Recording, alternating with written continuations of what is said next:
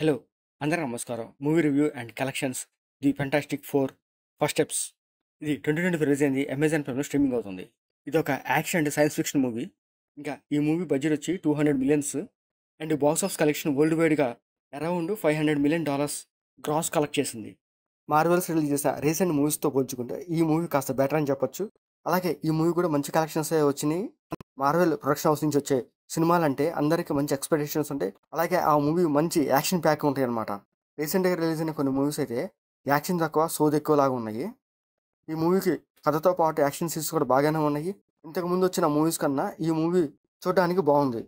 ఇంకా ఈ మూవీ స్టోరీలోకి వెళ్తే వెరీ సింపుల్ స్టోరీ. ఇంకా ఈ మూవీలో 4 సూపర్ హీరోస్ ఉంటారు. Invisible women, mister fantastic, human torch and the thing. ఈ 4 సూపర్ హీరోస్ ప్రజలకి ఎటువంటి ప్రాబ్లం వచ్చినా వీళ్ళు సాల్వ్ చేస్తూ ఉంటారు.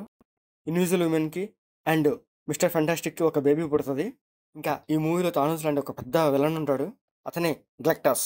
గ్లెక్టాస్‌కి ఒక కోరిక ఉంటది. అదేంటంటే ఇన్విజిబుల్ ఉమెన్‌కి మిస్టర్ ఫంటాస్టిక్ పుట్టిన బేబీని కావాలంటాడు. ఎందుకంటే ఆ బేబీకి చాలా పవర్స్ ఉన్నాయి. ఆ బేబీ నాకు కావాలని చెప్తాడు. మీరు ఆ బేబీని ఇవ్వకపోతే నేను ఈ భూమిని తినేస్తానని చెప్తాడనమాట. ఆ తర్వాత ఈ 4 సూపర్ హీరోస్ ఏం చేశారనేది ఈ మూవీ స్టోరీ.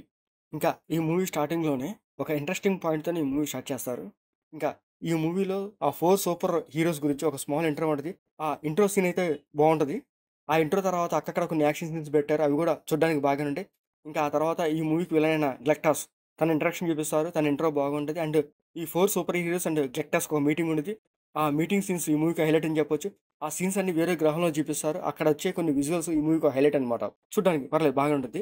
అండ్ సెకండ్ హాఫ్‌లో కూడా మరీ అంత యాక్షన్ సీన్స్ ఏమి ఉండవు కానీ కొంచెం స్టోరీకి తగ్గట్టుగా సీన్స్ వెళ్తూ ఉంటాయి. అవి చూడ్డానికైతే పర్లేదు బాగానే అనిపిస్తాయి. మరీ అంత బోరింగ్ అయితే ఏమి అనిపించవు కానీ ఓకే. ఓకే అనిపిస్తాయి చూడ్డానికి. ఇంకా ఆ నలుగురు సూపర్ హీరోస్ ఆ బేబీని అండ్ ఈ భూమిని ఎలా కాపాడారనేది మూవీ క్లైమాక్స్‌లో చూపిస్తారు. మార్వెల్‌లో రిలీజ్ అయ్యే మూవీస్ అన్నీ లాస్ట్ 20 ఆర్ 25 మినిట్స్ చాలా హైలైట్‌గా చూపిస్తారు. అట్లాగే ఈ మూవీలో కూడా లాస్ట్‌లో వచ్చే 20 మినిట్స్ అవెంజర్స్ అంత రేంజ్‌లో ఉండవు కానీ యాక్షన్ సీన్స్ అయితే చూడడానికైతే పర్లేదు బాగానే ఉంటాయి. ఇంకా ఈ మూవీలో క్లైమాక్స్ కూడా ఒక మంచి ఫీల్‌తోనే ఈ మూవీ ఎండ్ చేసేస్తారు. ఇంకా లాస్ట్‌లో ఈ మూవీ గురించి ఒక పోస్ట్ క్రెడిట్ సీన్ ఉంటది.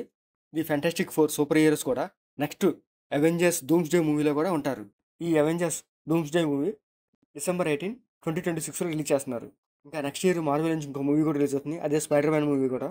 అవెంజర్స్ డూమ్స్‌డేలో కూడా స్పైడర్ మ్యాన్ క్యారెక్టర్ కూడా ఉండొచ్చు. ఈ ఫెంటాస్టిక్ 4 సూపర్ హీరోస్ క్యారెక్టర్స్ చాలా బాగున్నాయి. అండ్ ఈ మూవీ వాళ్ళ పర్ఫార్మెన్స్ కూడా ఒక హైలైట్ అని చెప్పొచ్చు. ఇంకా ఈ మూవీలో మ్యూజిక్ కూడా బాగుంది. అండ్ ఈ మూవీ టెక్నికల్ కూడా చాలా బాగుంటది. అండ్ అక్కడక్కడ వచ్చే కొన్ని యాక్షన్ సీన్స్ ఈ మూవీకి హైలైట్.